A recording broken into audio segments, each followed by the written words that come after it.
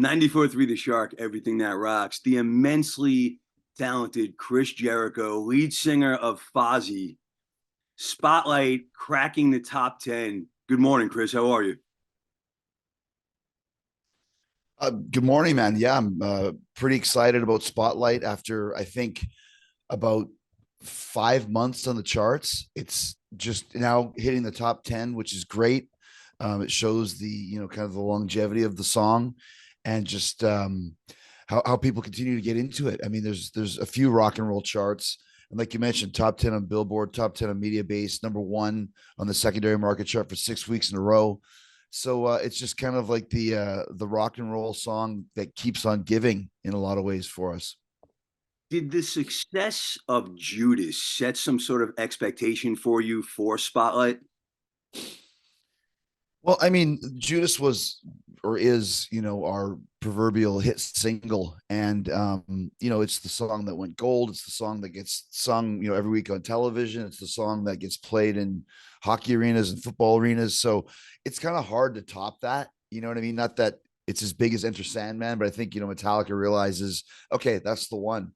And we've had a few singles since then. And what Judas did is obviously you want to top it, but more importantly, you want to ride the success of that song to continue to put out great songs.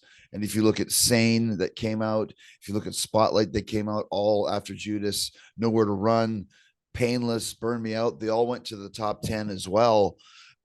So even though they might not be a gold single like Judas, they do become Fozzy standards because Judas kind of kicked open the door and made us, a quote unquote radio band, which we never really thought about before. We never realized how important rock radio is in the United States until we started getting played on rock radio.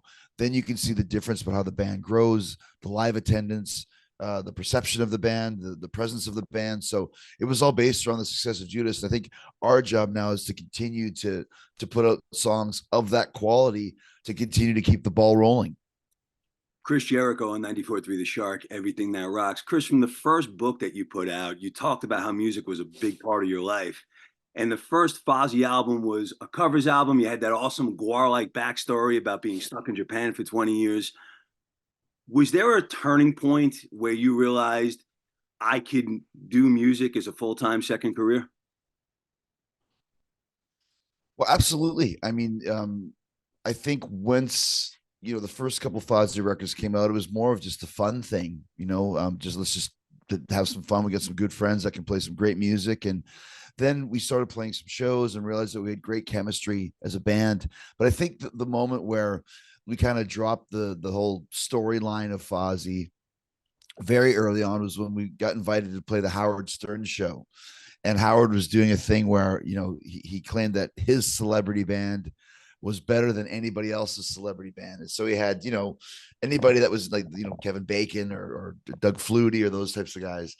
And then they would have a group of judges who would then decide who the winner was. And Howard's band, the Losers, never lost. And not only did they never lose, they never even had one vote against them. So Fozzy came on and we were like, listen, we're not going to do this as assumed names and doing the whole Blues Brothers Spinal Tap shtick. Let's just be Chris and Rich and the guys from Fozzy and no more costumes. And let's just go in there and just be a great rock and roll band. And of course we lost, but it was the first time ever that we got a vote. Howard didn't get a vote. And Howard afterwards said, listen, that was all obviously all shtick. You guys killed my band. I'm not even going to do this anymore because of you guys. You guys are a great rock and roll band. You should continue.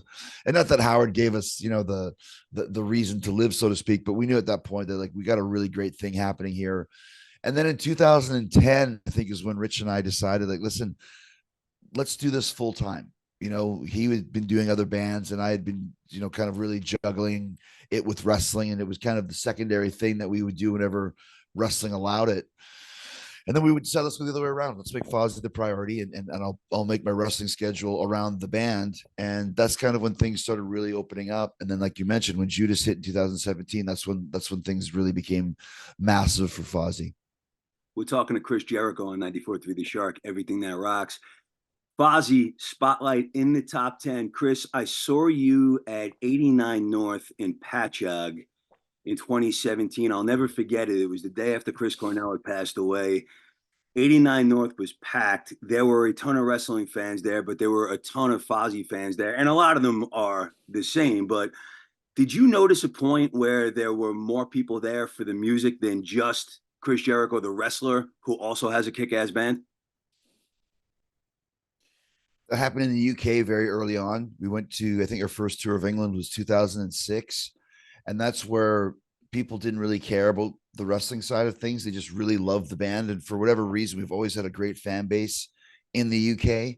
And so that's kind of when I noticed that. And you know, we never came into this as a wrestling band. You know what I mean? Like I think a lot of times people thought, oh, he's going to be up on stage, you know, in spandex with a ring in the middle and doing body slams in time with the beat. We always kept it a separate thing. You know, we never really used wrestling or Fozzy in the wrestling element. Maybe they would use one of our songs for a pay-per-view theme or something like that, but it was never like on here's Jericho's other thing. You know, it was just like this is Fozzy. And I think sometimes we even mentioned that I was in the band, you know. So I think there was that sort of an element on overseas basis. Australia was always good for us too. And then, like you mentioned, once we started getting that radio play, then there was no more excuses anymore because there was still a lot of people, and there still is, that don't like Fozzy only because I'm in the band. And then you realize like we can't worry about those people. You know, there's people that don't like Iron Maiden, and Iron Maiden doesn't care. They appeal to their fans, and they work on making new fans, and that's what we do as well. We know our fan base, and we know there's a lot of people that are just discovering Fozzy now via the radio that don't even know that Chris Jericho's a wrestler. I mean, this is generations of people now. Like there's people that got into Fozzy in 1999 that aren't into the band anymore. And there's people that got into Fozzy yesterday when they heard Spotlight for the first time on the Shark, let's say. And a lot of people don't even put it two and two together. A lot of people know. And I think, you know, it's okay to have different talents and different skills. And just because I'm in the band really doesn't matter. It doesn't matter if I'm a wrestler or a butcher or a baker or a candlestick maker. Either the music is good or the music is bad, you know, and every band has a gimmick. I mean, look at Kiss, 50 years in makeup, and a lot of people never took them seriously till the end. If they didn't have great songs and weren't a kick-ass rock and roll band, they never would have lasted. You know, Slipknot's in that same category. I mean, you mentioned Chris Cornell passing away. You know, when Audio Slave started, there was a gimmick. It's Rage Against the Machine and Soundgarden together. So every band has something. And Fozzy's the band with the pro wrestler as the singer, and that's great. You know, and either it's good music or it's bad. And I think people are deciding for themselves that we've got some pretty great rock and roll tunes. Chris Jericho on 94.3 The Shark, Everything That Rocks. Chris, you spoke so much in, I think it was the first book about your love for Metallica. We played Spotlight right after, I think it was Fade to Black the other day, and it just got me thinking about how cool it was that your music is on back to back with theirs. Was there a band that you played with where you thought to yourself, wow, this is my childhood dream come to life? Well, there was two of them. Metallica was one of them. We toured Australia about 10 years ago. It was called the Soundwave Tour, and it was a festival tour of stadiums that lasted about 2 weeks. And Metallica was the headliner. And even though there was, you know, 20 other bands, we were still touring with Metallica. And I really got to see just how they run their backstage, and, you know, got to see Lars coming to watch Fozzy on the side of the stage, and just seeing how that organization is run. They had this party on the first night we were in Brisbane for all the other bands.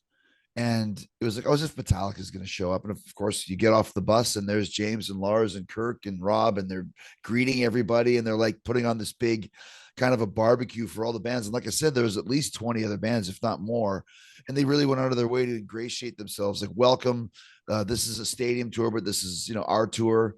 And we want to, you know, extend all the hospitality to you. And that was really, really cool. But the other one that really stands out is when I got an email from Rod Smallwood to open a concert in a stadium in Los Angeles for Iron Maiden. And this was not a festival. This was Iron Maiden with Fozzy as direct support in the Bank of California Stadium in Los Angeles. And I thought, I mean, it doesn't get any bigger or better than that. And that one is on my wall, the poster of Iron Maiden, the Bank of California Stadium with guests Fozzy. And it was like, I'll never forget it. You walk in the dressing room and there's a big bucket of Trooper beer from Eddie and the Boys. It says a little thing, and you know you do the show, and Maiden fans are notorious for wanting to see Maiden, but we still kind of rocked it in this giant stadium and had a great show. And then after, I had to do a quick meet and greet or whatever the hell I had to do at the stage. And when I was done, I was walking backstage back to my dressing room, and like Reservoir Dogs, here comes Iron Maiden to the stage. And they're all like fanned out, all six of them, so you can see them all. And Bruce is in the lead with his 1920s pilot leather helmet on, because they opened with Aces High at the time. And it's just like, I can't fucking believe I'm like heading to a one-on-one confrontation with Iron Maiden, you know. And I've known these guys for years. I mean, Adrian Smith and I are friends, and I've had Bruce on Talk as Jericho 3 or 4 times, and Nico, and but still, you're nervous. It's Iron Maiden, Steve Harris. I'm still scared to talk to him to this day. And it was just a really cool moment of like passing. How was the show, mate? And I saw a little bit of your show. Good job. And you're just like, can we do this every night? Like, where are you touring next, Iron Maiden? Can we open for you in Slovakia, next month? But I still don't know for sure why they asked us. They didn't do it as a favor. 30,000 people there to see Iron Maiden. They want somebody to open the show in an epic of fashion. So anyway, you cut it. It was one of the best nights of my professional career, opening for Iron Maiden in a stadium in Los Angeles. Chris Jericho on 94.3 The Shark, everything that rocks. Chris, I know you're busy, so I just got two more quick questions. One is, the last time we spoke, you turned me on to a band called King. And you're one of those guys that has this vast knowledge of bands that we all should be talking about. So who are you listening to now that you feel like we should be listening to? Well, I mean, this is not a revelation, but I'm a huge Struts fan. I love the Struts. I think Luke Spiller is a rock star amongst rock stars, and their new record's amazing. So I've been a big Struts fan for a few years. If anybody hasn't checked out the Struts, you should. They're really good. We just toured the UK with an all female band called The Hot Dam. The Hot Dam. If you're looking for something to listen to, kind of it's almost like heavy Cheap Trick power pop or something. That band is really killer as well. So I mean, I keep my ear to the ground. Every band that we tour with is a band that I've approved. Every band that we book on the Jericho cruise is a band that I've approved. And I love, still listening to, you mentioned, Iron Maiden or Metallica, or put on some Saxon the other day, or some Great White. But I still like listening to, the new Avenged Sevenfold and the Struts and the Lilac and the Bites, and, a lot of different bands like that as well. Greta Van Fleet's a great rock and roll band. So I just like seeing the tradition of rock and roll continue, and whether they're playing little bars or whether they're playing stadiums, the spirit lives on for sure. Final question for AEW superstar, Rockstar, podcast superstar Chris Jericho. When people tune into Spotlight or put on any Fozzy record, what do you hope they get from it? What do you hope listeners walk away with when they go to a Fozzy show or listen to a Fozzy album? Just a good feeling. That's we very much believe in rock and roll should be an escape. When we do our live shows, we're very much Van Halen in 1979. It's a rock and roll party. We want everybody to have a great time, chant along, sing along, and that's kind of the vibe that we've created. It's only rock and roll, as Mick and Keith said, and I think we do a pretty good job of playing some tunes that you can roll the window down to your car and drive down the highway on a dark desert highway on a cool summer's night or whatever it may be. Listen to some rock and roll and enjoy the band. And I think that's one of the reasons why we've been so successful over the last few years on rock radio with multiple top 10 songs now, is because you can listen to a song, it gets caught in your head. It's very hooky. It's Journey crossed with Metallica, crossed with AC/DC, crossed with a whole bunch of good vibes and good times. And that's kind of what Fozzy's all about. Chris will continue to play Spotlight, continue to play Judas and everything else. We appreciate you joining us, brother. Thank you. Thank you guys, man. You've always been supportive, and we love the Shark. And anytime you need me, I'll be here. Just put out the Shark signal, and I'll be there. Be good, brother.